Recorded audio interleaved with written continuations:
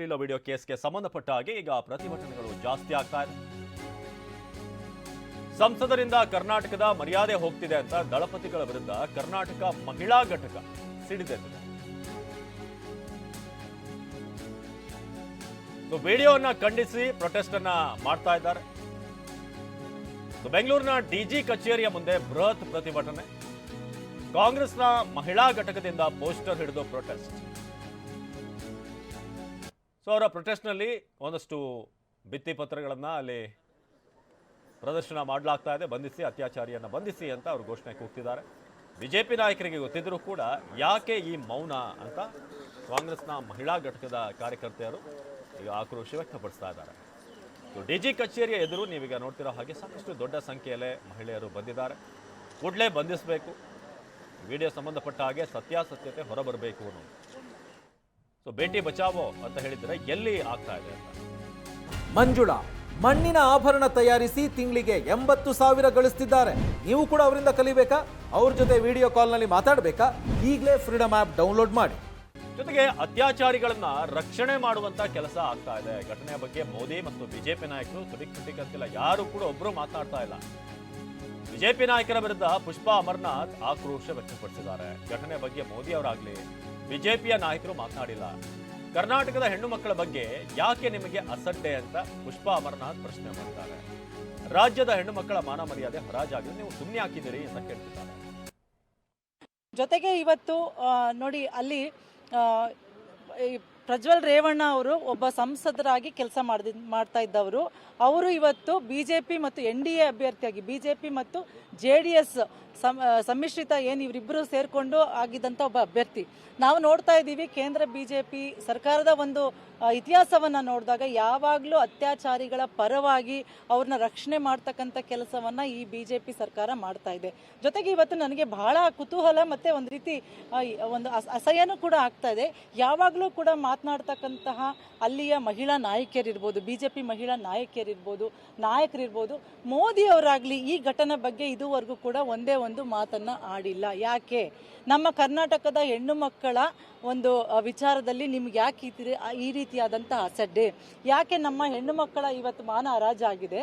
ನಮ್ಮ ಕರ್ನಾಟಕದ ಹೆಣ್ಣು ಮಕ್ಕಳ ವಿಚಾರದಲ್ಲಿ ನಮ್ಮ ಬೇಟಿ ಬಚಾವೋ ಬೇಟಿ ಪಡಾವೋ ಅನ್ನೋದನ್ನ ನೀವು ಮಾತಿನಲ್ಲಿ ಹೇಳ್ತೀರಾ. ಆದರೆ ಇವತ್ತು ಇಂಥ ಅತ್ಯಾಚಾರಿಗಳನ್ನು ರಕ್ಷಣೆ ಮಾಡ್ತಕ್ಕಂಥ ಕೆಲಸವನ್ನ ನೀವು ಯಾಕೆ ಮಾಡ್ತೀರಿ? ಬಿಲ್ಕಿಸ್ ಬಾನೋ ಪ್ರಕರಣ ಇರ್ಬೋದು, ಅತ್ರಾಸ್ ಇರ್ಬೋದು, ಉನ್ನಾವ್ ಇರ್ಬೋದು, ಎಲ್ಲ ಪ್ರಕರಣಗಳಲ್ಲೂ ಕೂಡ ನಾವು ಇವತ್ತು ನೋಡ್ತಾ ಇದ್ದೀವಿ ಅತ್ಯಾಚಾರಿಗಳನ್ನ ರಕ್ಷಣೆ ಮಾಡಿದಂಥ ಉದಾಹರಣೆಗಳಿದ್ದಾವೆ. ಜೊತೆಗೆ ಇವತ್ತು ನೋಡಿ, ಅಲ್ಲಿ ಇದಕ್ಕೂ ಮುನ್ನ ಬೆಂಗಳೂರಿನ ಕಾಂಗ್ರೆಸ್ ಭವನದಲ್ಲಿ ಸಂಸದ ಪ್ರಜ್ವಲ್ ರೇವಣ್ಣ ವಿರುದ್ಧ ಕಾಂಗ್ರೆಸ್ನ ಕಾರ್ಯಕರ್ತರು ಪ್ರತಿಭಟನೆ ನಡೆಸಿದ್ರು. ಪ್ರಜ್ವಲ್ ರೇವಣ್ಣ ಪ್ರತಿಕೃತಿಗೆ ಬೆಂಕಿ ಹಚ್ಚಲಾಯಿತು. ಜೊತೆಗೆ ಮಹಿಳೆಯರು ಪೊರಕೆ ಏಟು ಹಾಕಿದ್ರು. HTD ಮುಖವಾಡ ಹಾಕಿ ಅಣಕು ಪ್ರದರ್ಶನ ಮಾಡಿದರು.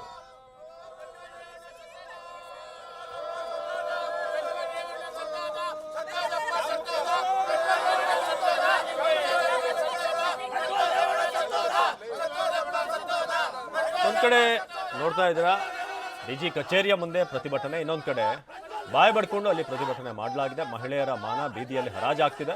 ಬೇಟಿ ಬಚಾವೋ ಅಂದವರು ಎಲ್ಲಿದ್ದೀರಾ ಅಂತ ಪ್ರಶ್ನೆ ಮಾಡಲಾಗಿದೆ. ಜೊತೆಗೆ ಮೋದಿ ಅವರ ಫೋಟೋವನ್ನು ಕೂಡ ಹಾಕಿ ಧರ್ಮ ರಕ್ಷಣೆ ಎಲ್ಲಿ, ಮಾತೃ ಭಕ್ಷಣೆ ಆಗ್ತಾ ಇದೆ ಅಂತ ಪ್ರಶ್ನೆ ಮಾಡಲಾಗ್ತಿದೆ.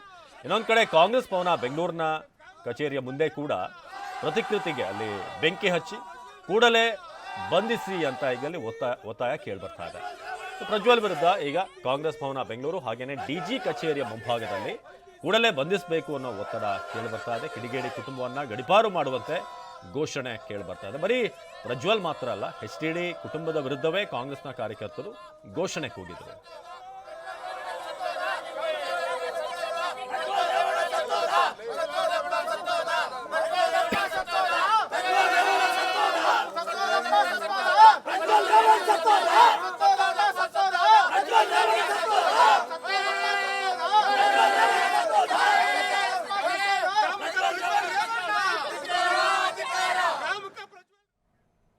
ಇನ್ನು ಈ ವಿವಾದಿತ ವಿಡಿಯೋ ಬಗ್ಗೆ ಪ್ರಕರಣಕ್ಕೆ ಸಂಬಂಧಪಟ್ಟ ಹಾಗೆ ಗೃಹ ಸಚಿವರಿಗೆ ರಾಜ್ಯ ಮಹಿಳಾ ಆಯೋಗದ ಅಧ್ಯಕ್ಷೆ ಪತ್ರ ಬರೆದಿದ್ದಾರೆ. ಹಾಗಾದ್ರೆ ಮಹಿಳಾ ಆಯೋಗದ ಅಧ್ಯಕ್ಷೆ ಡಾಕ್ಟರ್ ನಾಗಲಕ್ಷ್ಮಿ ಚೌಧರಿ ಅವರು ಸರ್ಕಾರಕ್ಕೆ ಬರೆದಂತಹ ಪತ್ರದಲ್ಲಿ ಏನಿದೆ ಬನ್ನಿ ನೋಡೋಣ.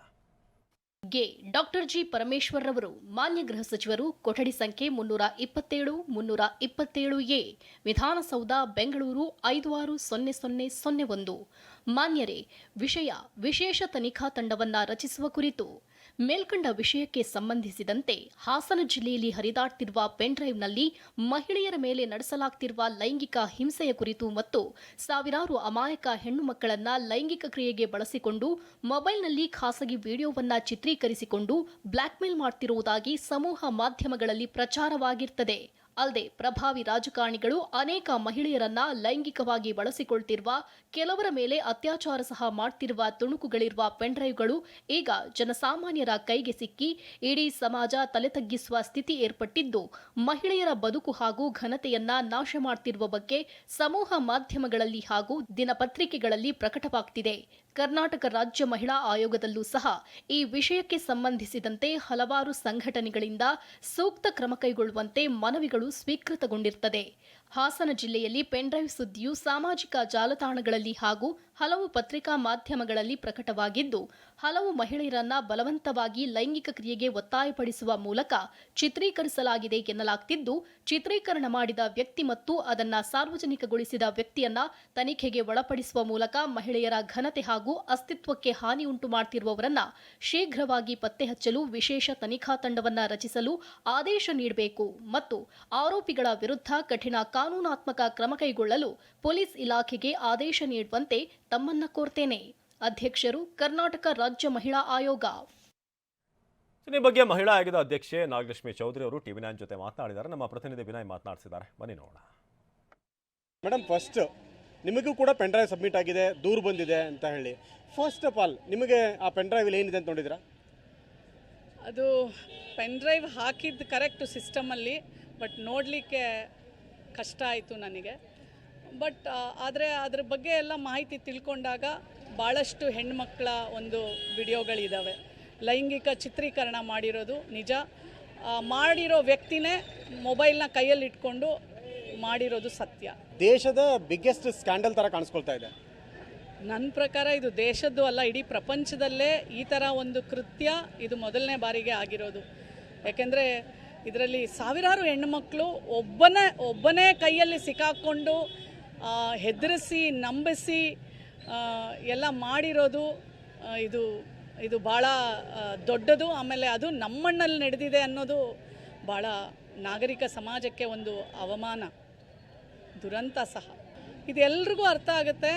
ಇದು ಅಧಿಕಾರ ಮತ್ತು ಸ್ಥಾನವನ್ನು ದುರುಪಯೋಗ ಪಡಿಸ್ಕೊಂಡು ಹೆಣ್ಣು ಮಕ್ಕಳ ಅಸಹಾಯಕತೆ, ಹೆಣ್ಣು ಮಕ್ಕಳು ಇದ್ದಾರೆ, ಅದರಲ್ಲಿ ಮಹಿಳೆಯರು ಇದ್ದಾರೆ, ಅವರ ಅಸಹಾಯಕತೆಯನ್ನು ಉಪಯೋಗ ಮಾಡಿಕೊಂಡು ಈ ಥರ ಲೈಂಗಿಕ ಚಿತ್ರೀಕರಣವನ್ನು ಮಾಡಿರೋದು ಎಲ್ರಿಗೂ ಗೊತ್ತಾಗುತ್ತೆ, ಆ ವಿಡಿಯೋಗಳಲ್ಲೂ ಗೊತ್ತಾಗುತ್ತೆ. ಸೊ ನಾನು ಇದರ ಸೂಕ್ಷ್ಮತೆಯನ್ನು ಅರಿತು, ಇದರಲ್ಲಿ ಸಾವಿರಾರು ಹೆಣ್ಣು ಮಕ್ಕಳ ಮಹಿಳೆಯರ ಭವಿಷ್ಯ ಇದೆ, ಬದುಕಿದೆ.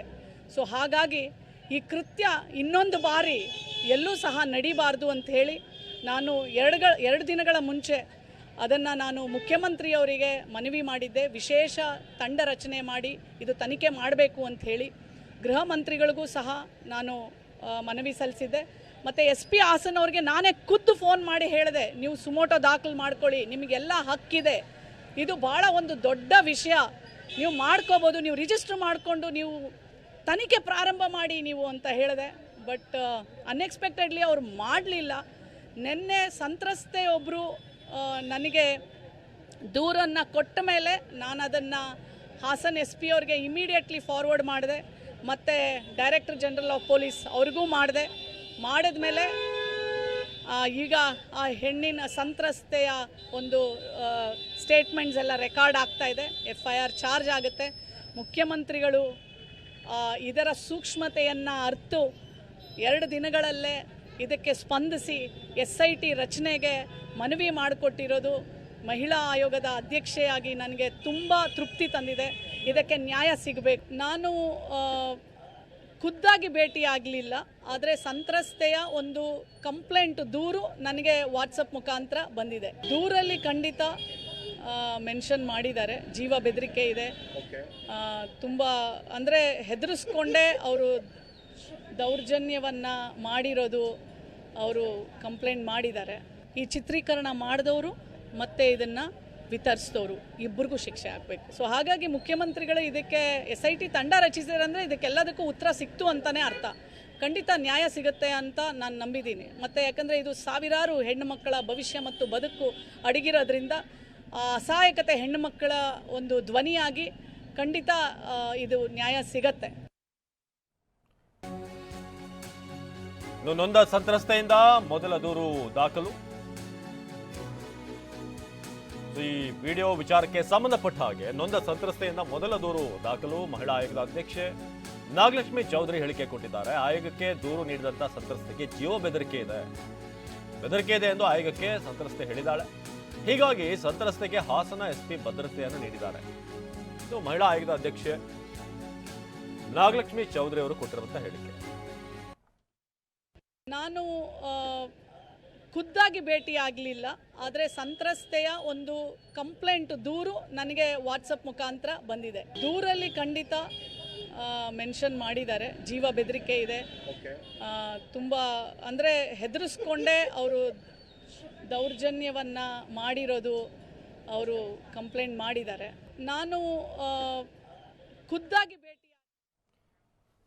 ಇನ್ನು ಇದೇ ವಿಚಾರಕ್ಕೆ ಸಂಬಂಧಪಟ್ಟ ಹಾಗೆ ಗೃಹ ಸಚಿವರು ಕೂಡ ಮಾತನಾಡಿದ್ದಾರೆ. ಡಾಕ್ಟರ್ ಜಿ ಪರಮೇಶ್ವರ್ ಮಾತನಾಡಿ SIT ತನಿಖೆಗೆ ನೀಡಿದ ಮೇಲೆ ಏನು ತೀರ್ಮಾನ ಮಾಡ್ತಾರೋ ಅವರಿಗೆ ಬಿಟ್ಟಿದ್ದು, ಸರ್ಕಾರದ ಹಸ್ತಕ್ಷೇಪ ಇಲ್ಲದೆ SIT ತಂಡ ತನಿಖೆ ಮಾಡುತ್ತೆ ಅಂತ ಪರಮೇಶ್ವರ್ ಹೇಳಿದ್ದಾರೆ.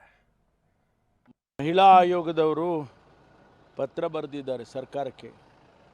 ಆ ಆಧಾರದ ಮೇಲೆ ಸರ್ಕಾರ ಈಗ ತೀರ್ಮಾನ ಮಾಡಿದೆ, ಅದನ್ನು ಒಂದು ಸ್ಪೆಷಲ್ ಇನ್ವೆಸ್ಟಿಗೇಷನ್ ಟೀಮ್ ಮಾಡಬೇಕು ಅಂತೇಳಿ ತೀರ್ಮಾನ ಮಾಡಿದೆ. ಮುಂದೆ ಏನು ತನಿಖೆಯಲ್ಲಿ ಏನು ವರದಿ ಬರುತ್ತೆ ನೋಡಿ ಅದನ್ನು ಆಧರಿಸಿ ಕಾನೂನು ಪ್ರಕಾರ ಏನು ಕ್ರಮ ತಗೊಳ್ಬೇಕು ಅದನ್ನು ತಗೊಳ್ತಾರೆ.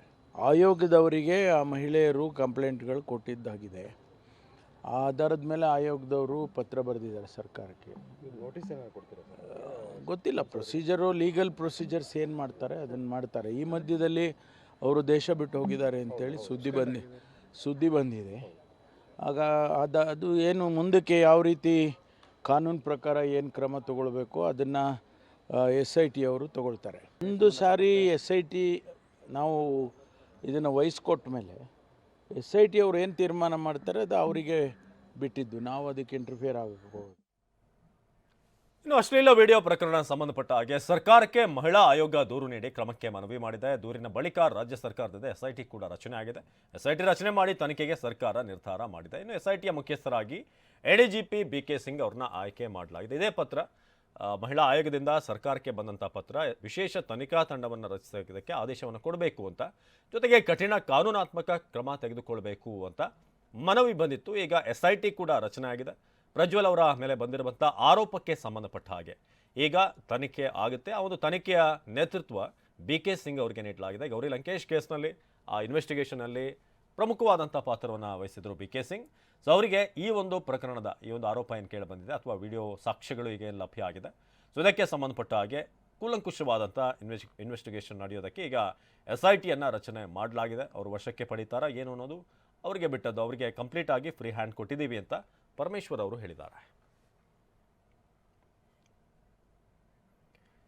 ಇನ್ನು ಈ ವಿಡಿಯೋ ಪ್ರಕರಣ ಸಂಬಂಧಪಟ್ಟ ಹಾಗೆ CM ಕೂಡ ಟ್ವೀಟ್ ಮಾಡಿದ್ದಾರೆ. ರಚನೆ ಮಾಡಲಾಗಿದೆ SIT ಮಾಡೋದಕ್ಕೆ ನಾವು ನಿರ್ಧಾರ ಮಾಡಿದ್ದೀವಿ, ಟೀಮನ್ನು ರಚನೆ ಮಾಡೋದಕ್ಕೆ ಅಂತ. ಪ್ರಜ್ವಲ್ ರೇವಣ್ಣ ಅವರ ವಿಡಿಯೋ ಪ್ರಕರಣಕ್ಕೆ ಸಂಬಂಧಪಟ್ಟ ಹಾಗೆ ವಿಶೇಷ ತನಿಖಾ ತಂಡ ರಚಿಸೋದಕ್ಕೆ ಸರ್ಕಾರ ಮುಂದಾಗಿದೆ ಅನ್ನೋದನ್ನು ಅವರು ತಿಳಿಸಿದ್ದಾರೆ. ಹಾಸನ ಜಿಲ್ಲೆಯಲ್ಲಿ ಅಶ್ಲೀಲ ವಿಡಿಯೋ ತುಣುಕುಗಳು ಹರಿದಾಡ್ತಾ ಇವೆ. ಈ ಬಗ್ಗೆ ಸರ್ಕಾರಕ್ಕೂ ಕೂಡ ಮಾಹಿತಿ ಬಂದಿದೆ. ಜೊತೆಗೆ ಮಹಿಳಾ ಆಯೋಗದಿಂದ ದೂರು ಬಂದಿರುವಂಥ ಕಾರಣ, ಸೊ ನಾವು ಇದಕ್ಕೋಸ್ಕರ ಅಂತಲೇ ಮಹಿಳೆಯರ ಮೇಲೆ ಲೈಂಗಿಕ ದೌರ್ಜನ್ಯ ಎಸಗಿರೋದು ಮೇಲ್ನೋಟಕ್ಕೆ ಕಂಡು ಬರ್ತಾ ಇದೆ. ಈ ಹಿನ್ನೆಲೆಯಲ್ಲಿ SIT ತನಿಖೆ ನಡೆಸುವಂತೆ ಮಹಿಳಾ ಆಯೋಗದ ಅಧ್ಯಕ್ಷರು ಸರ್ಕಾರಕ್ಕೆ ಪತ್ರ ಬರೆದಿದ್ದರು. ಅವರ ಮನವಿಗೆ ಸ್ಪಂದಿಸಿ ಈ ನಿರ್ಣಯವನ್ನು ಕೈಗೊಳ್ಳಲಾಗಿದೆ. ಇದು CM ಅವರ ಟ್ವೀಟ್ನಲ್ಲಿರುವಂಥ ವಿಚಾರ.